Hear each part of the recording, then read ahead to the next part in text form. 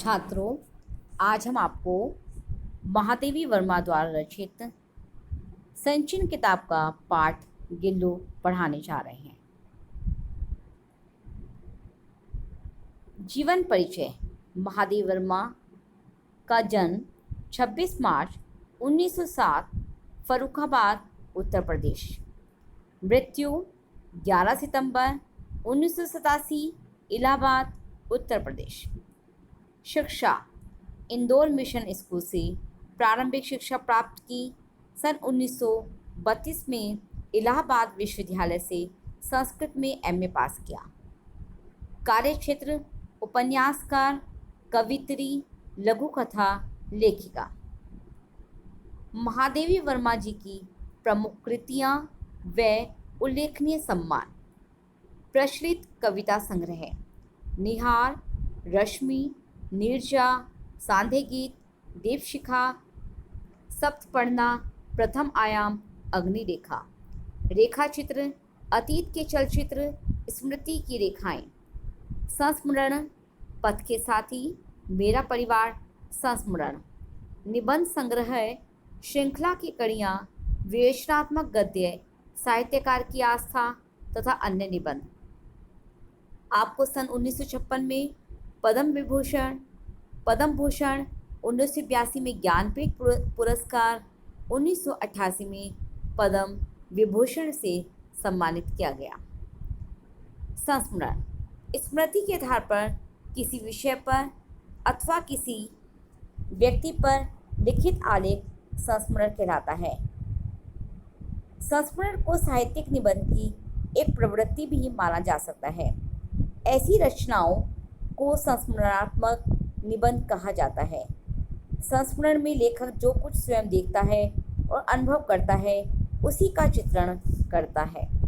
लेखक की स्वयं की अनुभूतियाँ तथा संवेदनाएं संस्मरण में अंतर्निहित रहती है। प्रस्तुत पाठ गिल्लू एक संस्मरण पाठ है। उसके 5 चरण हैं। प्रथम चरण, गिल्लू व लेखिका की प्रथम मुलाकात। द्वितीय चरण, गिल्लू व लेखिका के बीच संबंधों की घनिष्ठता।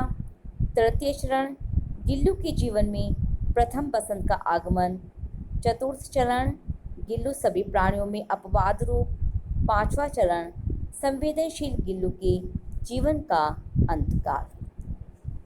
तो चलिए कहानी शुरू करते हैं। अचानक एक दिन सवेरे कमरे से बरामदे में आकर मैंने देखा 2 कौवे एक गमले के चारों ओर चोंचों से छुआछुअल जैसा खेल खेल रहे हैं। सबने कहा कि कौवे की चोंच का घाव लगने के बाद यह बच नहीं सकता, अतः इसे ऐसे ही रहने दिया जाए। परंतु मन नहीं माना। उसे होले से उठाकर अपने कमरे में ले आई। फिर रुई से रक्त पोंछकर घाव पर पेंसिल का मरहम लगाया। रुई की पतली बत्ती दूध से भिगोकर जैसे तैसे उसके नन्हे से मुंह में लगाई, परंतु मुंह खुल ना सका और दूध की बूंदें दोनों ओर ढुलक गई। कई घंटे के उपचार के बाद उसके मुंह में एक बूंद पानी टपकाया जा सका। तीसरे दिन वह इतना अच्छा हो गया कि मेरी उंगली अपने 2 नन्हे पंजों से पकड़कर नीले कांच की मोतियों जैसी आंखों से इधर उधर देखने लगा। 3-4 मास में उसके स्निग्ध रोए, छब्बेदार पूंछ और चंचल चमकीली आंखें सबको विस्मित लगी। उसकी समझदारी और कार्यकलाप पर सबको आश्चर्य होता था। मैंने फूल रखने की एक हल्की दलिया में रुई बिछाकर उसे तार से खिड़की पर लटका दिया। वहीं 2 वर्ष गिल्लू का घर रहा। जब मैं लिखने बैठती तब अपनी और मेरा ध्यान आकर्षित करने की उसे इतनी तीव्र इच्छा होती थी कि उसने एक अच्छा उपाय खोज निकाला। वह मेरे पैर तक आकर सर से पर्दे पर चढ़ जाता और फिर उसी तेजी से उतरता। उसका यह दौड़ने का क्रम तब तक चलता जब तक मैं उसे पकड़ने के लिए ना उठती।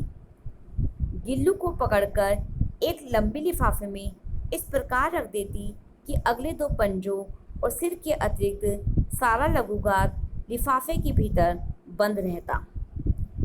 भूख लगने पर वह चिक चिक करके मानो मुझे सूचना देता और काजू या बिस्कुट मिल जाने पर उसी स्थिति में लिफाफे से बाहर वाले पंजों से पकड़कर उसे कुतरता रहता। गिल्लू के जीवन का प्रथम बसंत आया। नीम चमेली की गंध कमरे में धीरे धीरे आने लगी। बाहर की गिलहरियां खिड़की की जाली के पास आकर चिक चिक करके न जाने क्या कहने लगी। गिल्लू को जाली के पास बैठकर अपने पन से बाहर झांकते देखकर मुझे लगा कि इसे मुक्त करना आवश्यक है।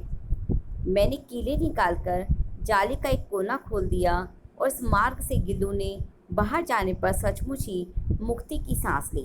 इतने छोटे जीव को घर में पले कुत्ते बिल्लियों से बचाना भी एक समस्या थी। मेरे कमरे से बाहर जाने पर गिल्लू भी खिड़की की खुली जाली की राह बाहर चला जाता और दिन भर गिलहरियों की झुंड का नेता बना रहता। हर डाल पर उछलता कूदता रहता और ठीक 4 बजे खिड़की से भीतर आकर अपने झूले में झूलने लगता। मुझे चौंकाने की इच्छा उसमें न जाने कब और कैसे उत्पन्न हो गई थी। कभी फूलदान के फूलों में छिप जाता, कभी पर्दे की चुन्नट में और कभी सोन जूही की पत्तियों में। मेरे पास बहुत से पशु पक्षी हैं और उनका मुझसे लगाव भी कम नहीं है, परंतु उनमें से किसी को मेरे साथ मेरी थाली में खाने की हिम्मत नहीं हुई, ऐसा स्मरण नहीं आता। गिल्लू इनमें अपवाद था। मैं जैसे ही खाने के कमरे में पहुंचती, वह खिड़की से निकलकर आंगन की दीवार बरामदा पार करके मेज पर पहुंच जाता और मेरी थाली में बैठ जाना चाहता। बड़ी कठिनाई से मैंने उसे थाली के पास बैठना सिखाया, जहां बैठकर वह मेरी थाली में से एक एक चावल उठाकर बड़ी सफाई से खाता रहता। काजू उसका प्रिय खाद्य था। उसी बीच मुझे मोटर दुर्घटना में आहत होकर कुछ दिन अस्पताल में रहना पड़ा। उन दिनों जब मेरे कमरे का दरवाज़ा खोला जाता, गिल्लू अपने झूले में से उतरकर दौड़ता और फिर किसी दूसरे को देखकर उसी तेजी से अपने घोंसले में जा बैठता। मेरी अस्वस्थता में वह तकिए पर सिरहाने बैठकर अपने नन्हे नन्हे पंजों से मेरे सिर और बालों को इतने धीरे धीरे सहलाता रहता कि उसका हटना एक परिचारिका के हटने के समान लगता।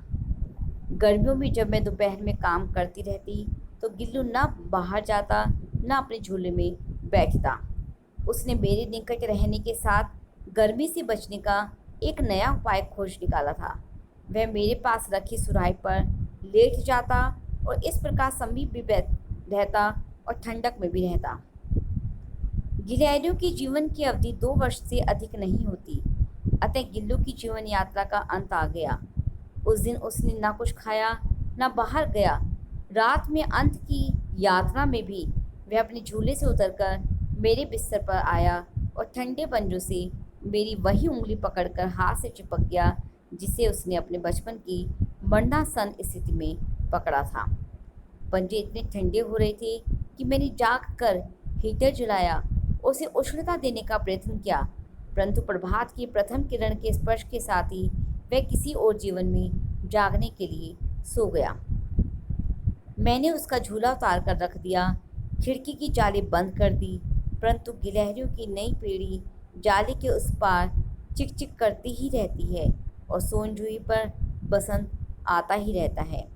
सोन जूही की लता के नीचे गिल्लू को समाधि दी गई, इसलिए कि उसे वह लता सबसे अधिक प्रिय थी। धन्यवाद।